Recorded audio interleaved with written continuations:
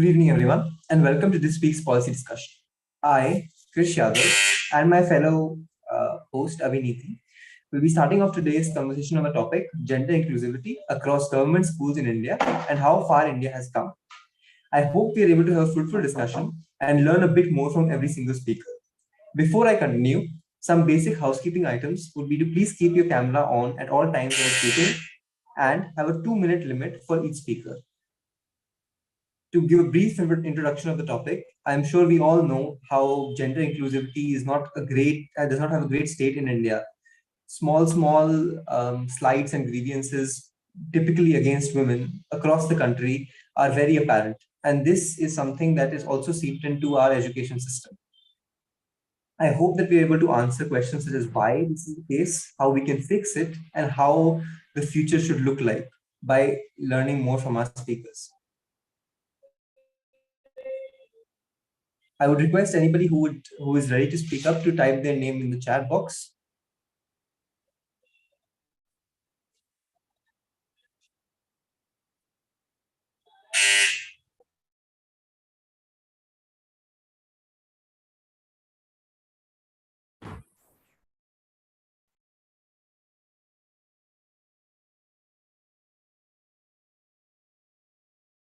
While people type their names in, I think we can. Okay, yeah. Sanskarita, do you mind switching on your camera and starting us off?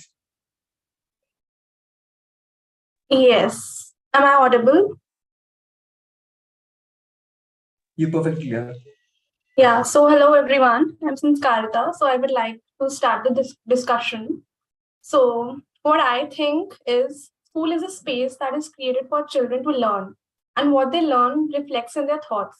And I think it's very important to teach them the right things so that their thought process not only views things from a different perspective, but is also accepting of things that are still taboo for our a very orthodox society. It is important to make schools gender inclusive because I think it will help in creating a gender neutral environment that is not just limited to males and females. And it also helps in eliminating gender stereotyping. So, to facilitate gender inclusion, our government set up a gender inclusion fund in 2020 under new education policy to build India's capacity to provide equal education for everyone, for girls and transgenders as well. So NEP's biggest effort is to raise this fund up to class 12, which covers all the socio-economically underprivileged groups and transgenders. I think it is a huge step towards providing gender inclusivity and equality in India. That's all I would like to say. Thanks a lot for your words. I think you a very important point that I missed at the start. It isn't just women we should be looking at. It's also the transgender group. We should. It's my fault for not mentioning it at the start, and thank you for bringing up that point. Next up, we have Shantanu. Shantanu, are you here? Hi everyone, good evening. Hi, you're clear. Please continue. Yeah. So as we all know that in India, in the previous years around 90s, the late 90s, we were facing the huge discrimination against women, against girl child, because every household they were planning to have a boy child so that their generation can move forward, and they have a belief that a male child will definitely earn rather than a girl child. So that's where this gender inequality started, gender exclusivity started. So the girl child was not getting proper education, not a recognition in the family itself. After getting married, also in their in-laws' home, they were not well appreciated and well included in any of the important discussions. So once the census of 2011 came into existence, the ratio was 981 is to 1,000 per male. That time government of India started a scheme called Beti Padhao Beti Bachao. So that was the scheme which is the turning point where the importance, where the inclusivity for a girl child started in school as well as the family, where the health educators, they started to spread the information, spread the awareness about why girl child is important, why education is important, why a balance is required in the society to maintain.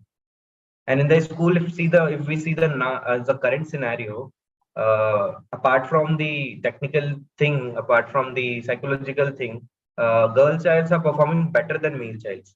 This is because they were not getting Monica, please mute yourself. Okay, so now the girl child are better performing than male child because they are able to focus more, they are able to understand the concepts more. This is what a psychological study I have went through is the point of. So that's all. Thanks a lot for the information, Shantanu. I think you recapped to how the past of India's struggles with women's education came into being. Next up, we have Tanya. Tanya, could you take the stage? Yes, okay. Good evening, everyone. So the today's topic is gender inclusivity, and we all have been discussing about girls' education for a decade now, and of course, we have come a long way in terms of girls' education, girls' enrollment, and also significantly, according to the Government of India reports, the girls' dropout rate has also decreased significantly. But I won't say that we have achieved complete literacy. But at the same time, we have to look, when we are talking about gender inclusivity, we have to look beyond the binaries, and that is we have to look beyond the letter F and M. So one example that I would want to give is that in Maharashtra, a transgender school in Maharashtra, in a suburban area of place of Maharashtra, transgender school has been set up for the transgender, of course, the people or the children, right? So why are we talking about transgender? Why in this area, why in this field not much have been done? Even I would say that not much have started in this sector to give empowerment or to uplift the transgender, right? Even according to the NALSA judgment of 2014, of course the Supreme Court has declared transgender right as human right. But why, we have to understand that why these rights are just in papers and not, we are not being able to implement is, of course, a taboo is a factor. And at the same time, the new education policy or the national education policy of 2020 has also, let me just quote it, they have said, they have mentioned that the NEP set up gender inclusion fund, okay, to provide equitable quality of education for all girls as well as trans students. So it is there in the paper again. But how long we are doing it, how long we are, like how far we are including the transgender in the education sector? Because of this avoidance, because of this ignorance, a majority, a huge chunk of talented productive people are devoid of this opportunity, and also because of it they are not being able to contribute to India's growing economy, right? So it is very important that now we are in the 21st century, so we have to look beyond the binaries again, and also try to include and provide a safe environment for the transgender students. Thank you. Thanks a lot for your words, Tanya. I think again you brought up the point that was brought up before, but you also added a lot to it. I think it's very sad how willful ignorance often leads to a large group of people being completely marginalized from society. Next up, we have Raj Lakshmi. Are you here? Yes, I'm here. Hi. Yeah, I'm here. Hi. So, hello everyone. A very good evening to all. So, talking about gender inclusiveness, as in Tanya and the previous speaker, they focused on transgender as well as women. As we know, women are a 50% part of a population, so it is necessary to educate them in order to empower them, and so they can contribute towards our country's development. Some issues I would like to address what women and transgender face is harassment. Not every time, but most of the time, transgender face this problem, and there are some spoken and unspoken expectations, gendered expectations, which there are in school, even in these times, even in cosmopolitan cities. Then we can say policies should be implemented. We know there is a national education policy which has come into place in the year 2020, but we also need policies at school level. For example, you can say bathroom policies. And obviously, major reason girls don't attend school is due to unhygienic washrooms, especially during their menstruation cycle. They face problem. So most of the time they skip the 4-5 days of the school. This can be seen in most of the rural areas. And some measures that we can focus on is bathroom policies, that's the main. Then it is also important to do family counseling, because in many rural areas the family is very uneducated, but the girls are getting educated, so there is a gap. So it is important to address that as well. And also nutrition, because we know the male child is preferred over a female child, so all the benefits are given to him. So that also goes in with malnutrition, we can say. So it affects health, and in and it leads to an effect on your education also. And maybe we can also focus upon legal literacy, so that women and transgender children can know about their rights. They can be aware about their rights, in order to empower themselves as well. Yeah, and that's all. And I have some points, but they have been covered by Tanya. Thank you, guys. Thanks a lot. I think you raised up a lot of good points on how we can, bring change into the current system that we have. And I think the last one was especially prudent about legal knowledge, if not legal action. So in general, women and people in the transgender group are aware of their rights. Next up, we have Amaran. Are you here, Amaran? Yeah, it's Arman. Yeah, I'm here.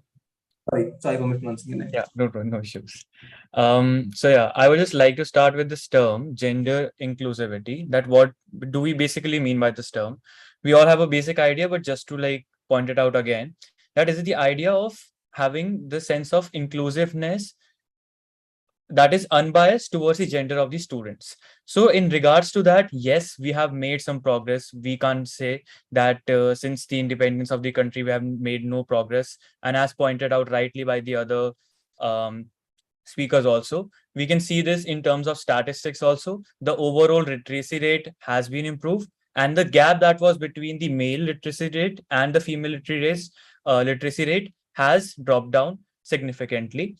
But the very fact then when we talk about gender inclusivity and when we talk only about male and female literacy rates, that only points out that we are not yet gender inclusive. And to point it out, I will also like to mention this fact that is not usually mentioned by, as we also as students, we fail to recognize that in 2011 census, the literacy rate of the transgenders was just 46% in comparison to the females and the male persons respectively. So this is something that we need to look with an open mind, and we have to work this to for a better future. We can talk also about RTE, right to education, as it entered our country in 2000 after 2008. So it has, yes, the idea is obviously something that India should look in the future as its vision, that is of providing every children the right to having elementary education. But again, we here miss this point out of the non-binary genders, of the concept of recognizing them. As rightly told about the NEP, yes, there has been establishment of various funds that are planned to contribute to the gender equality. But again, I would like to mention here that the policy fails out to provide a concrete plan of action. How we will achieve these goals? This has been a continuous problem. We come up with lofty goals. We come up with we are going to achieve this. We are going to achieve that, but we don't have any specific goal in a specific plan of action in our mind. Even in the documents of NEP, the words gay, lesbian, bisexual, LGBTQ community have been rarely used. That also points out what kind of prioritization we are giving to them when we talk about gender inclusivity in schools. We also have the issue of sex education. Why this is important? Because if we don't even know about what genders we are talking about, what are the differences between them, how we are going to recognize them, even for the students, it is very difficult. The next thing comes is the teachers training, because many times we have observed that teachers are just repeating the same stigmas that are already integrated into Indian society. So I think the first step can be the teacher training, and then comes the second thing, that is of the curriculum.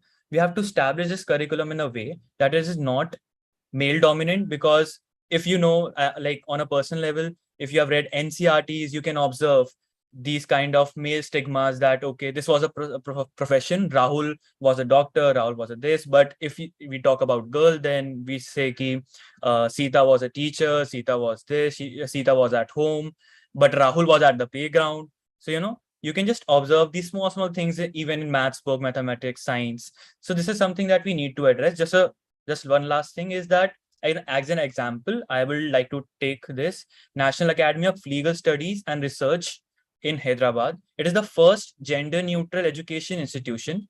Even in the when they will get their graduation certificates, they will be not mentioned Miss or Mr.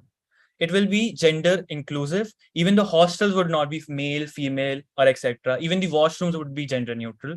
So they have a very good plan regarding that. So I think we can't say that India is not leading the way up in terms of gender inclusivity. We surely have some examples, but yes, we need to work upon them on mass basis. Yeah, thank you. Thanks a lot, Aman. I think the point you mentioned at the very start as well about how implementation is something that's not done. Like you said, I think it's important that we take examples from the small cases in India where it has been implemented, and then of course spread on a mass level, and make sure our teachers and curriculum are both updated to the point where we can say that no one faces discrimination just because they're going to school. Next up, we have Vineet. Vineet, could you speak up? Am I audible? Yes, you're perfect. Yeah. So, good evening, everyone. As we all know that Sustainable Development Goal 4 stands for quality education, and Sustainable Development Goal 5 stands for gender parity, and both of these are crucial for gender inclusivity. As a country that spends less than or equal to 3% on its education to that of GDP, we are lagging much behind. This index called Gender Parity Index that is curated by UNESCO that measures the ratio of girl child enrollment to that of boys enrollment. A GPI of less than 1 indicates that there are fewer female child than that of male child. And as the data shows that the gender inclusivity in government schools is much higher than that of private schools. There is only one state, Meghalaya, that has a GPI of 1, and none of the other states has a GPI of 1. So basically, the problem is in the patriarchal mindset. There is a widespread notion in our country that boys are assets and the girl child are liability. So to address this problem, basically we need to attract that patriarchal mindset and notion. And we must also have a better understanding of the issue. So basically, the summary of my point is that we must attack the patriarchal mindset, and second, we must also advocate for child education and promote programs such as Beti Padhao and Beti Padhao, Beti Bachao and Beti Padhao. So that's all from myself. Thank you. Thanks a lot for the information. I think it's also important. I think you mentioned in between a statistic about how various states are doing in this doing in this metric. But before we continue on to our next speakers, I just want to throw a question onto the floor, which is free for anyone to answer. Do you think that parents are reluctant in sending girls to school because of teasing in the schools and outside it? Because I think this isn't a topic that we've really tackled yet in any of our speakers. It's mostly about, from the government. I wanted to know if anybody had any views from the parent side of things.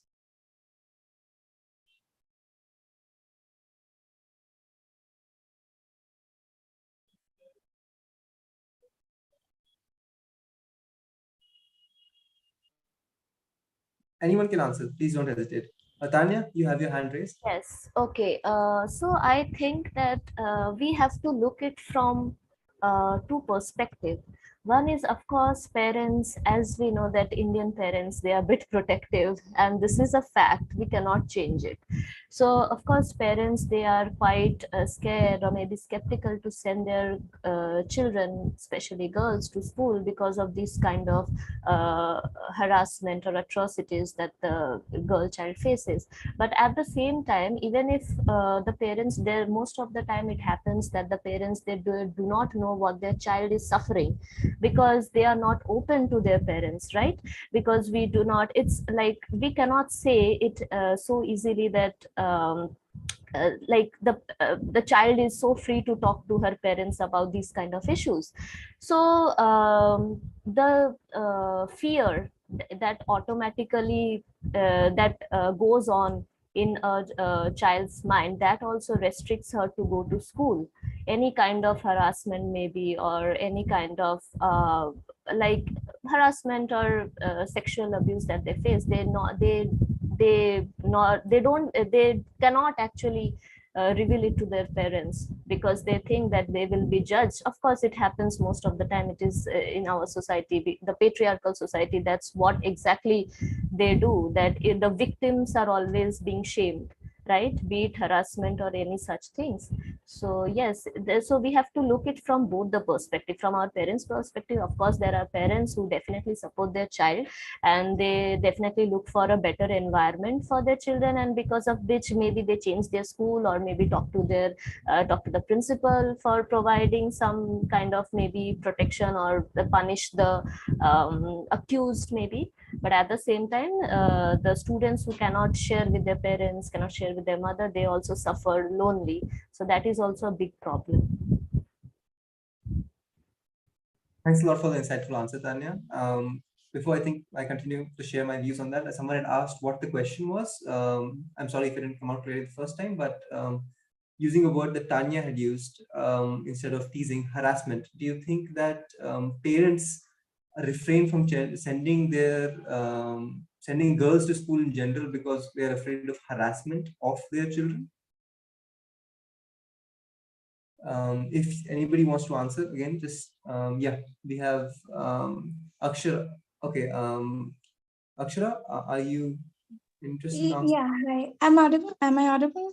Yeah, you're clear.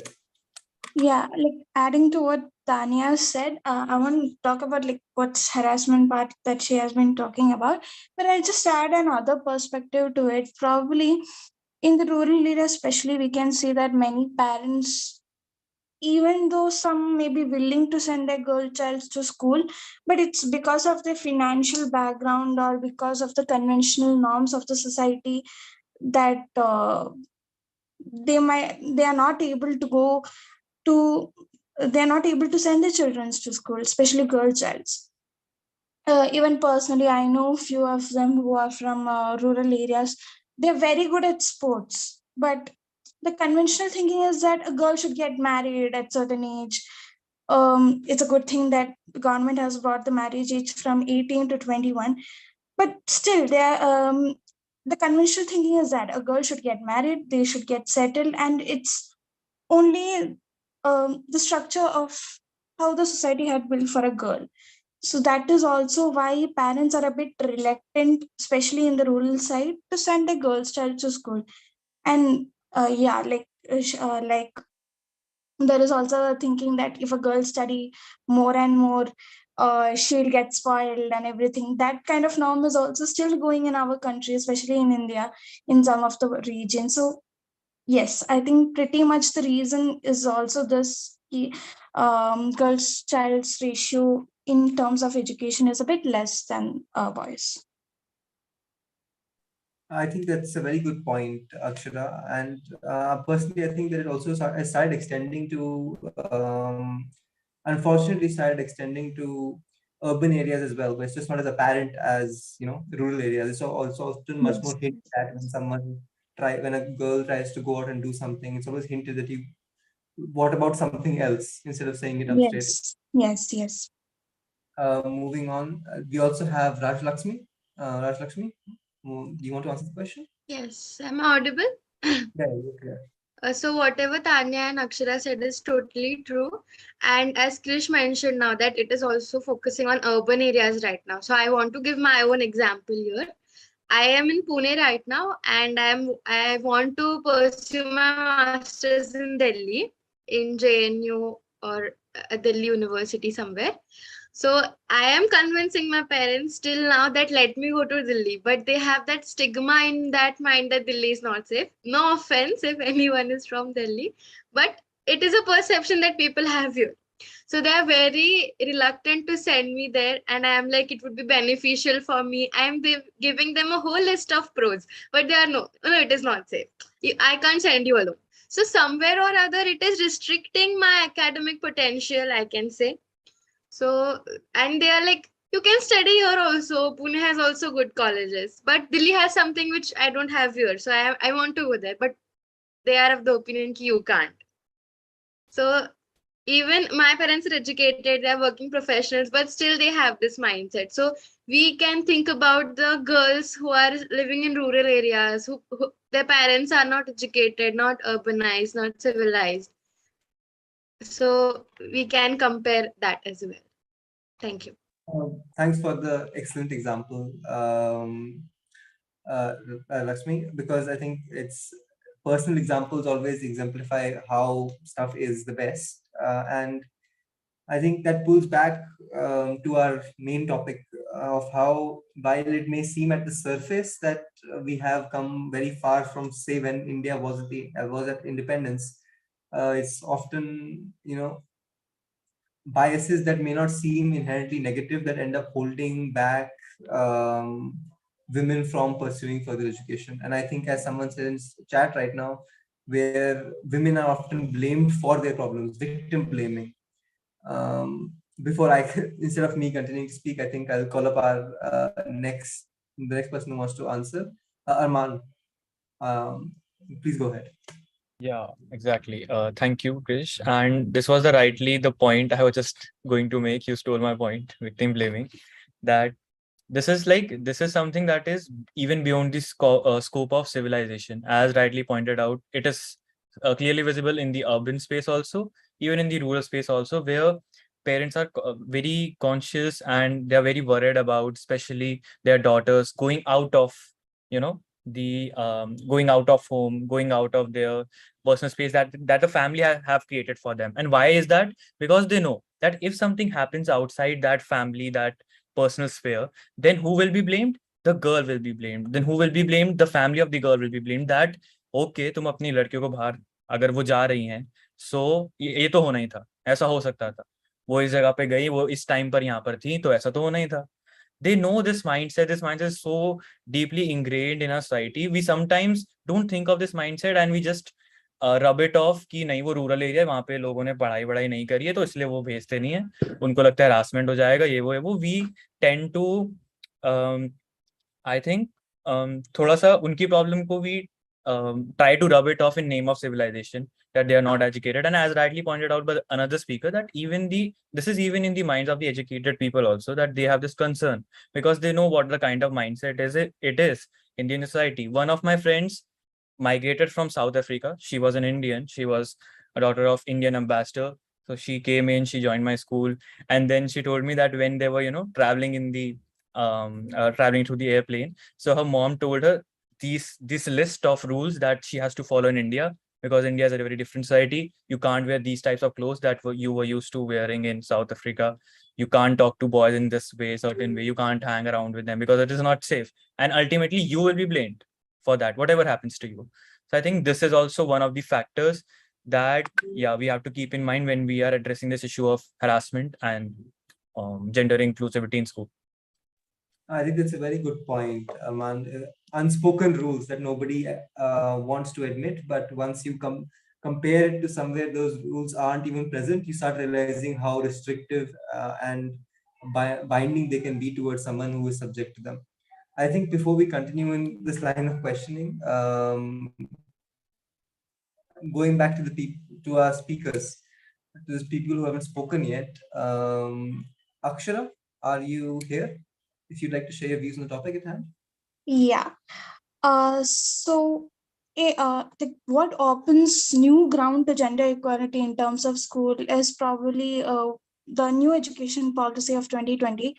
They have actually a plan to create a gender inclusion fund to build the nation's capacity in order to provide quality education for all girls as well as for transgender students. So I think it is a better move for a society. We can grow there are so many talents which has been restricted just because they are from a particular gender. So this probably is an important step for women as well as others, not just women, for any gender to come up and work for themselves. So this is a great initiative probably if it's well, if the scheme or policy in whatever ways it comes, if it's implemented in a very good manner by states as well as the central government, it would be really beneficial for the country and for the youth also, because everyone question like आज के युवा पीढ़ी का क्या होगा, like what will happen to the youth of the country. So when gender inclusion will happen, that question will automatically get resolved. So yeah. Thanks for the information on the NEP, Akshara. I think it had been mentioned before. We got some points before on it, but nobody had given more as concrete information as you had. And I think it is important to be. It's also important to be hopeful towards the future. And to the question just asked, I think there's no problem addressing anything at all. Menstruation is just another issue that comes under the topic at hand. If you want to address it, feel free. Just before I think we jump back into questions and general discussion, Ria, are you here? So again, sorry for the delay, Ria. Yeah. Am I audible? Yeah, you're clear. Yeah. So good evening, everyone. So as the topic for our discussion today is gender inclusivity in government schools and how far India has been able to establish or achieve it. So I think first of all, I would like to make a point that how today's topic is a bit different from the earlier discussions we have had on gender equality, because gender inclusivity, I guess it strives to achieve more than what gender equality does, because it tries to address an even grave problem that people who are at the fringes of the mainstream or who have always been feeling marginalized due to some reasons, and they have been othered or they've been alienated. So it tries to address this particular problem, that they're brought back into this fold of mainstream, whether it's education, whether it's healthcare. And I think with terms to how school education has been seen till now, a substantial number of policy initiatives have been taken with respect to women.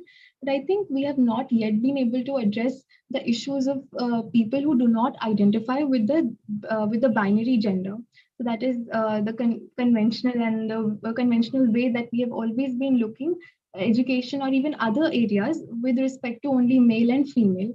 So I think in that particular direction, education for transgender people has to obviously it needs to be addressed, and I don't think so that government initiatives in this particular direction have been taken seriously. So I think there is a large amount of a humongous scope that lies in this particular direction, and I think two areas where this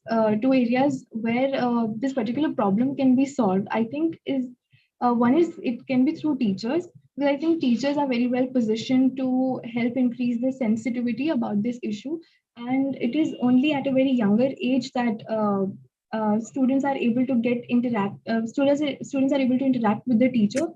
And the next thing I would like to say, as our previous speaker also spoke, that the curriculum, if the curriculum includes chapters, not necessarily a chapter on gender, inclusivity has to be there, because it has to be introduced in subtle and very nuanced ways, that it does not take place in manner, and it has to be done in ways that is as any other chapter is taught or introduced to us.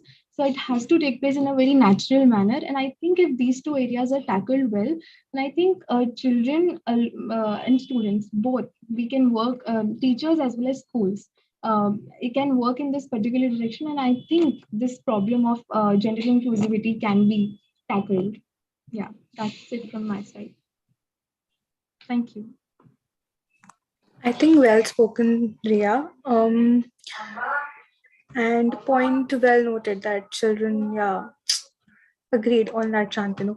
I wanted to ask, are there any more speakers who wish to, any more members who wish to speak but have not spoken? Farhana, would you like to talk? Okay, we have Ela. Go ahead, Ela. Please turn on your camera. Am I audible? You're audible and visible. Go ahead. Yeah. So, yeah, everyone has talked about the male, female, the binary or the non-binary, be it the transgender. I want to add that when we talk about the children, it's not only the binary, but it's also the non-binary. So I feel the people forgets about the non-binary students, and that's what we need to spread the awareness, because whatever the initiatives which are taken up by the government, it can only be fulfilled, or it can only be reached to the point of attaining the goal is when there is a mass mobilization or the mass support. So the first thing is that there needs to be an awareness among all the individuals. So I think gender education is very important. Because see, in the school we are taught respect elders, respect women. So why are we not taught about the respect the transgenders? That maybe the teaching, the way it is proclaimed in the since childhood onwards, it can bring a change. So I feel that gender education should be important, but there needs to be we need to understand that there's a distinction between sex and gender. Sex is a biological perspective, but gender is socially constructed. When we talk about the women possessing the ability of bearing, in that term we can use the word sex, but when it comes to child rearing and when we use the word women, there we have to use the word gender, because it's a biasness, because child rearing can be done by the male or the female both. So but when we use specifically for the women, there we have to use the word gender. So I think that first thing is that we need to understand the difference between sex and gender. And what I think I can say about the transgender is give one information system for education data released for the union territories, 12 union territories, not 12 states and the union territories of Delhi specifically. It was shown that the transgender participation is absolutely zero. Ela, try turning off your camera and then we'll listen to you. There seems to be a connection. Backing off a bit.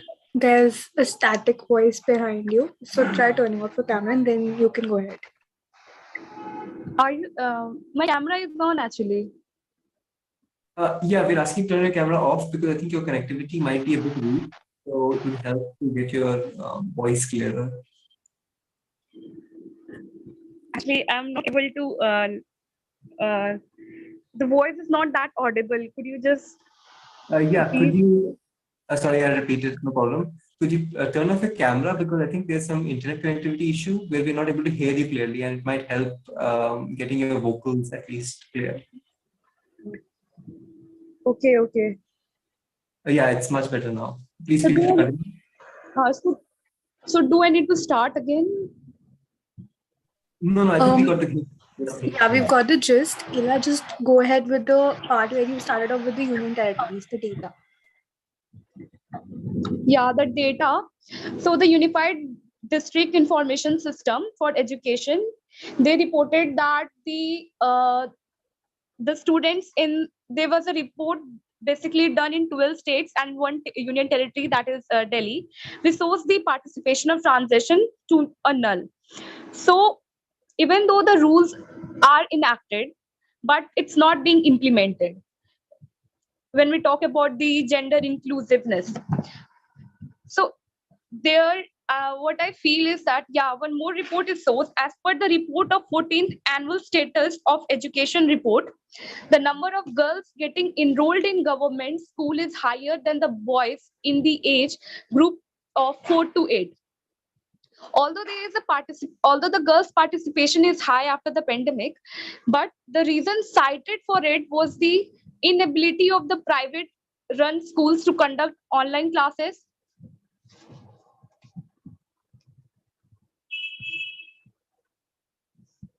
Or shut down हो गया. Okay, I think Ella's voice may have, or her connectivity may have cut off in between in the middle of a sentence. So I think let's just move on for now. When if she rejoins or if her voice clears up later, we can go back to her. Until then, is there anybody else who has not spoken up yet who would like to give their views? If there is any, yeah, feel free. Go ahead. For many kids, a school is a place that brings back great memories for sparking their passion, but for others, a school is a place where discrimination made it more difficult to achieve their dreams. From independence till now,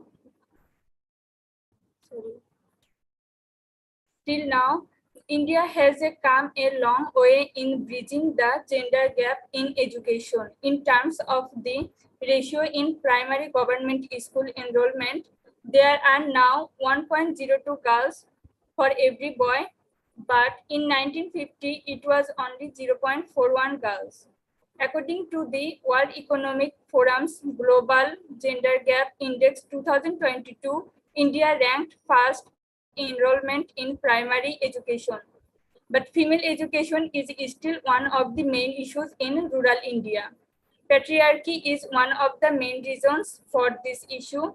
There is also some stereotype of issues such as common classroom habits like punishing boys more severely or making girls do more classroom chores, perpetuating stereotypes like boys are better at science, technology, engineering, mathematics subjects, while girls are inclined towards art or languages.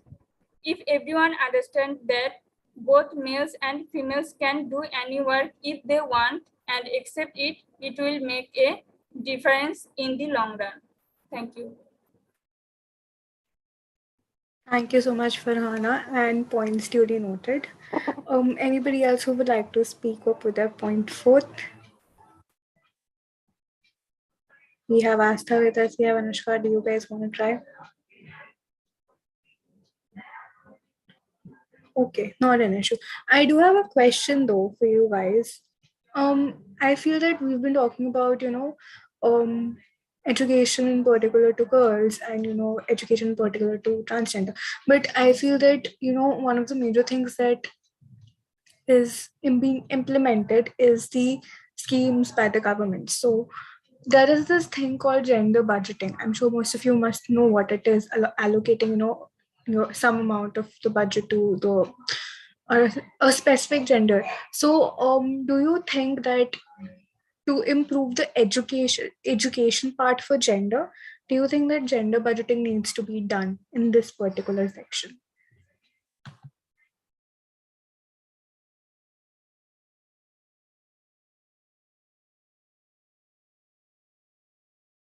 Go ahead, Shantanu.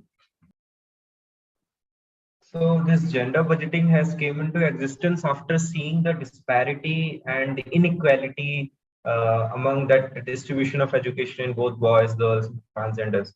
So this budgeting thing, when it came into existence, we can see that the family who are not able to support or not able to afford the education for girls, they started sending that particular gender, not specifically girls, I'm telling, that specifically gender to the school for opting at least for the primary education. But I mean is till class 10. So if we see, if we are going in a rural area or any of the tribal places, we are able to find out that at least one children is able to attend their school because that is being supported by the government with that budgeting. Thanks a lot, Shantanu. I think, yeah, it is important that we acknowledge how vital these budgets are in at least getting improving the basic level of education across our country. Arman? Yeah, sure. Thank you. So I would just like to point it out in this sense that I would say that gender budgeting is not the only thing that can take us towards the goal of gender inclusivity or equality. But yes, it has a crucial role to play in, because there are some facilities. For example, if we um, take the topic of female gender. So yes, there has to be some facilities, as we have said, we have talked about, that there are some notions of harassments, of security issues that the parents feel that their daughters would be, subjected to when they would be sending them to the school. So, for example, there's a concept of girls' common room, GCR. There's a concept of, I would say, there are particular workshop sessions for, if we talk about menstruation, and then there are various things that need special attention to specific genders, not even about females, even about transgenders, even about the non-binary genders that we were talking about. So yes, this gender budgeting, if implemented in its proper sense, can surely contribute to the vision of our idea of gender inclusivity. But yes, it is not the only thing that will take us there. It is just the financial aspect. We still have to work on the mental and the social aspect. So this is what I think that A point to take note of here is that gender budgeting is like an initiative of allocating funds and ensuring that there is equality amongst all sexes. Okay, but Arman, what you said about key yeah, intersectoral coordination is required, but the initiatives like, conducting workshops for menstrual hygiene and stuff, that needs to be done for both, like for every person.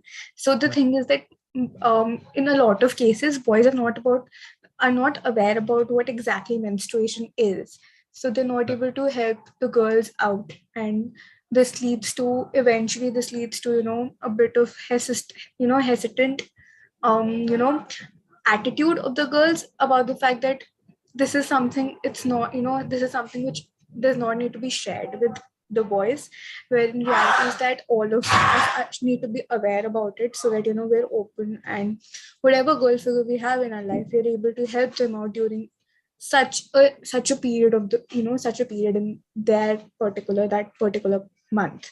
Okay, so yeah, go ahead, Tana. can I just add to that point? Yeah, sure, go ahead. Yeah, thank you. Duly noted. And this is one thing that we definitely need to work upon. And I think I should also have elaborated this more on my point, that yes, we have to work upon that. But still, it has been observed that when we talk about these issues, there's a sense of uncomfortableness, between in the classroom, between both the girls and the boys. So yes, we want to introduce that. But like what I meant with the workshops thing was, like, there are some topics that are also very gender specific, right? So when we go into details, maybe we want to know the boys that yes, you should know about these things, but maybe there are very, very specific issues that are only, related to the female, if we talk about. And this can also include not even the workshop, but there are donation drives, there are like pads donation drives and all that. For that, maybe we can use those budgets, I think. Thank you. I think to quickly summarize, it's just broad sex education for everyone would be a great benefit for our country, while some more specific issues can be tackled separately, right? Yeah, Like exactly. with Tanya. Yes. So while we are talking about gender budgeting, the first thing that, of course, that automatically that come to the surface is the financing. Of course, we have to look at the allocation of gender. Like, of course, there is a big just you give a sorry just to highlight a big vocabulary or a fancy word like gender budgeting does not mean that it is actually helping the grassroots, right? So we have to understand that while making policies, we have to understand the grassroots problems, okay, grassroots, as well as what is exactly happening, why it is not being implemented properly, and what are the problems that I'm going to talk right now. So basically, gender expenditure, so according to the 2022 budget, hardly in the entire 1 hour 30 minutes session, there was hardly maybe a one line speech about gender budgeting, right? So that reflects the prioritizing concern that I would say.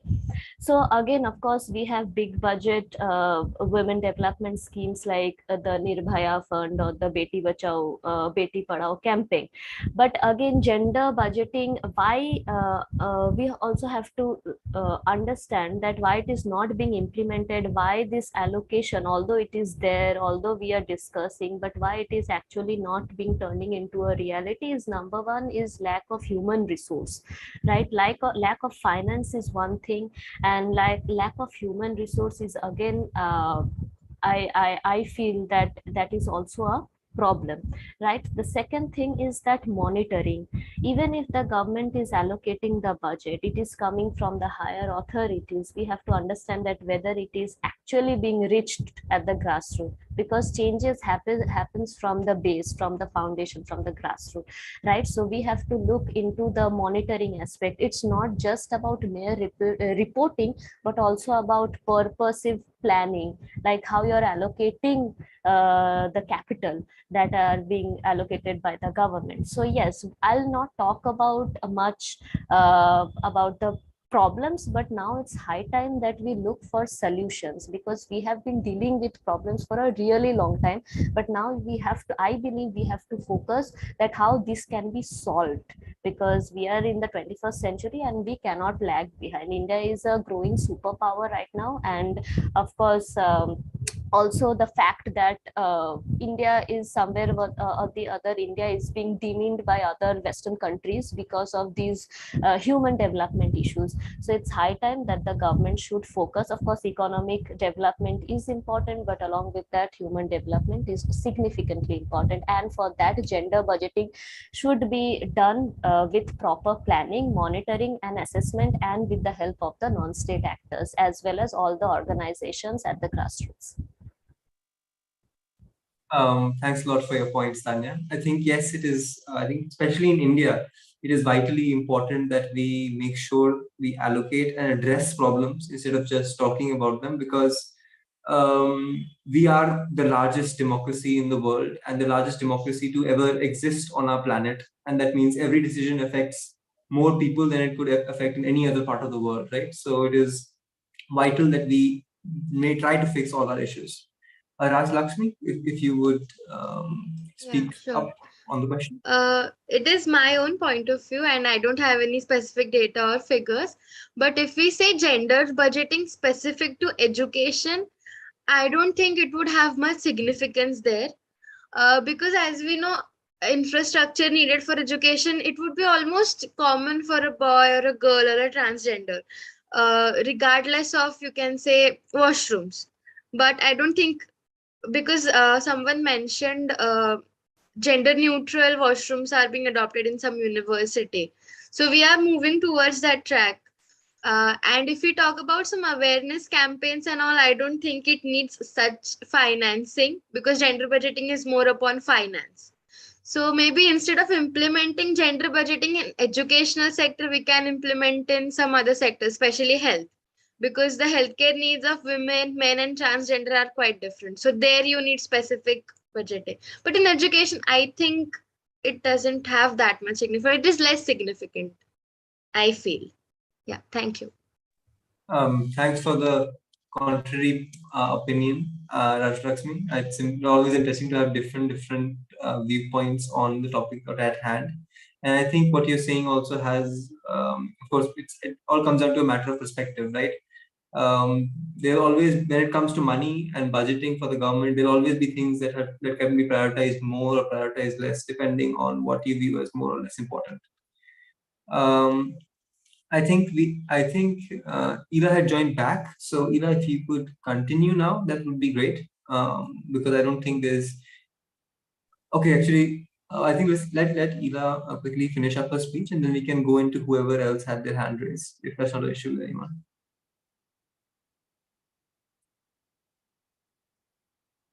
Ela, are you here? Yeah, I'm there. Am I Please audible? continue. Yeah, you're clear. Okay. So I was talking about the report. First report was about the transgender, which shows that the participation level was actually very, actually not low. It was a zero participation level in 12 states and in Delhi. So there was a other report by the 48th Annual States of Educational. In that report, it shows the girls' participation higher than boys in the age group of 4 to 8.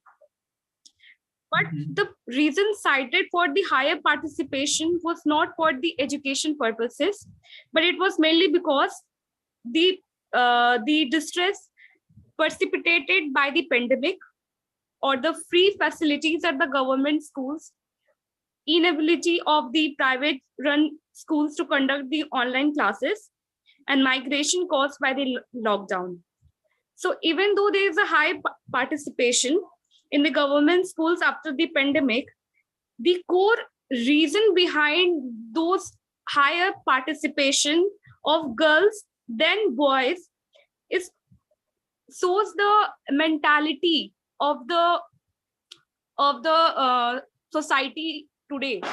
Even though the societies from the independence to now, there has been a lot of changes, but still the stigma of the girl child to not be educated compared to the in comparison to the male, be it in the rural or in the urban. So what I think it really goes back to what a lot of other people were saying as well. And again, thanks for restating it.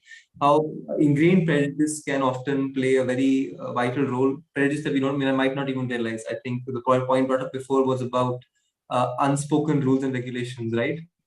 But I think it's also, we're about to reach the time where we have to wrap up. So I'm sorry to cut you off like that, but I think we need, and someone else had their hand raised on the question. If anybody would like to quickly finish off their views or answer to that question that had been posed up by Aviniti, please feel free.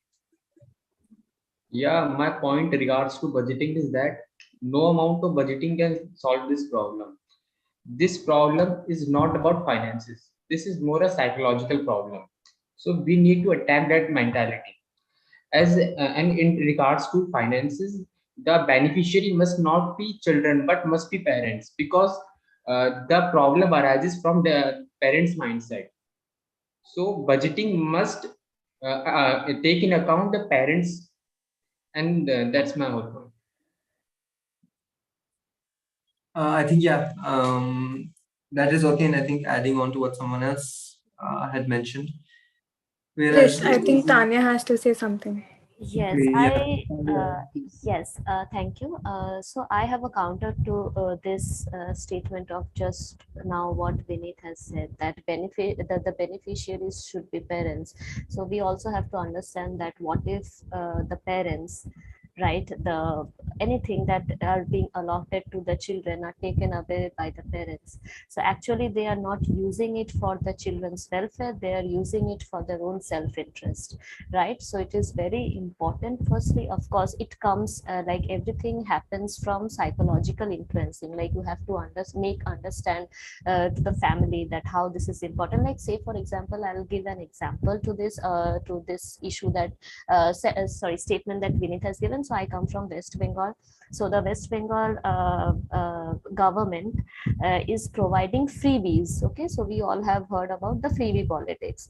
So she's distributing student credit cards, right? She is also distributing laptops to the children. Especially, talking about the students' credit card is that is only for the purpose of student who want to pursue their higher studies, so that they get a loan without any interest, right?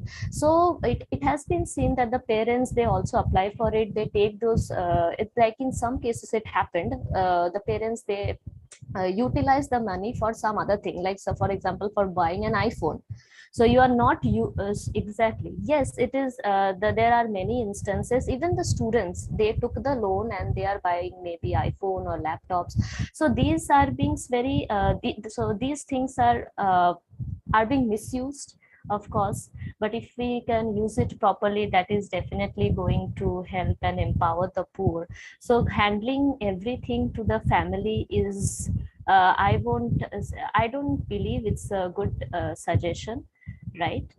So of course there are pros and cons to everything. So yeah. Thanks for the excellent counter argument, Tanya. Arman, do you have a point you'd like to bring up? Yes, actually. I think I would just like to counter on the second point, that is on the financial aspect. As rightly said, that yes, we have to attack that the psychological part of the society. But how will you do that? Through awareness campaigns, through training sessions, to teacher training sessions, by providing certain facilities that you attract students, you try to make a change. How will you do that? You need funds for that. You need finances for that. And India remains one of the countries that have the least spending part of the budget with regards to education. Even the most developed countries who already have a 100% literacy rate, who already have a very good quality of higher and elementary and secondary education, even those countries have a very high percentage of their GDP going to the education part, maybe going up to 20%. But in case of India, it has been remained around 6, 3, maybe even 10, but it has been remained under 10. So the very problem that we are facing is that I'm not talking about how much money do we have. I'm talking about how much percentage of the money that we have are we using in the education, right? So yeah, this was just my point, that yes, to even make a social impact, to even make a social change, you need financial support, you need resources, basically. Guys, we'll be entertaining the points. Quickly, just be crisp and concise. If a point has been repeated, then don't say it again. Okay? Jaldi we'll take the points so that we're able to finish because we've exceeded our time limit. Go ahead, Vineet. So basically, I want to counter Tanya's point of view.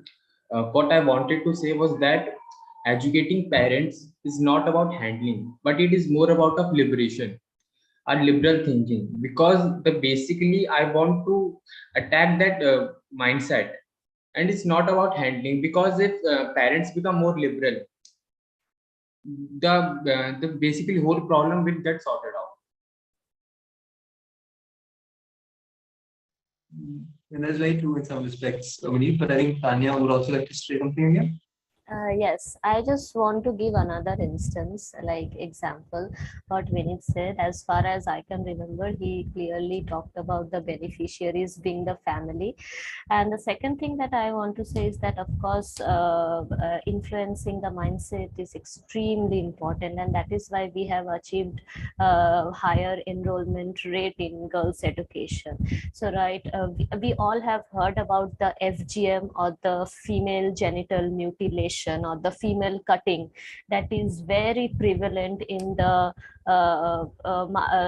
poor states of the Africa, right? Especially in Haiti or Somalia. Okay, so this is a kind of a ritual, and they strongly believe in it, and it still exists because of because of the patriarchal mindset. So the discussion about the effects of FGM is absolutely like it's a totally different discussion, that how this FGM can be stopped and this and that. But I also would like to add that in some states, right, in some states, the practice of FGM has reduced significantly because due to the door-to-door campaign. And the main participants were the local organization and not the government completely. So sometimes the African government, like, or the state government, they utilize it for votes, like the FGM, because they are countering the long practiced ritual, right? So the government try not to interfere in this case, because of course he or she might lose the seat. But at the same time, the women organization or any other local NGOs are extremely are giving effort to change this practice. If any one of you haven't heard about FGM, then please watch documentaries. Like, it's extremely painful, but it has changed. Of course it still exists, but it has somewhat changed by influencing the mindset. Okay, so whenever you're trying to change Good point. It's something that needs to be tackled at the grassroots level, and it's something that the government will always tackle. Just before we wrap up, Akshara, I think you had a point to go on. I think everyone has covered what I had to say. But I think Kerala is one state, just to add on one point, Kerala is one state which has brought in gender neutral uniforms. So Kerala is a state where it's progressive as well as very, very traditional in its own ways. Yeah, So I think Akshara, I think what you're trying to say is that it has, progressed as compared to other states, and I totally agree. And I think we all here can agree based on the fact the educational indicators which are being, projected by the state of during a particular year. So I think, but in general, overall, the discussion was very fruitful. And it did reach to a point where you guys were fighting amongst yourself. Okay? It's just opinions. So, okay, somebody has an opinion and somebody has some other. So I think great job, guys. And points well noted. So let's take a quick picture of this weekly discussion. Okay, turn on your cameras, jaldi se.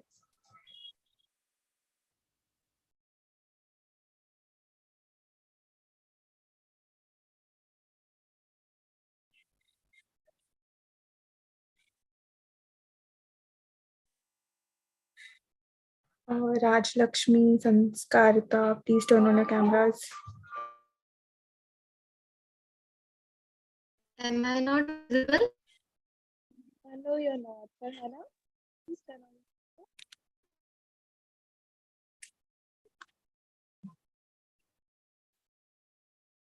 on. Okay, I'll just take the picture.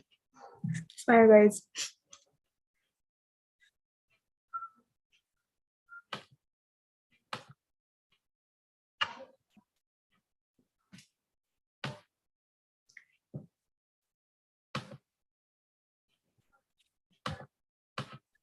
Okay, done. Thanks a lot. Samriti, just end the meeting. Sure. Thank you, everyone. Thank you. Bye-bye.